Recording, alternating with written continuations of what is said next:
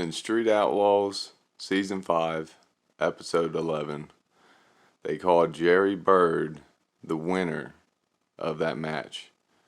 But yet, you can tell right here that Brandon James has won the match, but yet he lost. So he lost $40,000. Let me replay it. Just didn't have enough this week. He beat me by inches, and I'm happy. Got out on him. And it was a drag race all the way down. I mean, we were side by side, door to door, and See? You can tell that he was fucking the winner. Clear the winner.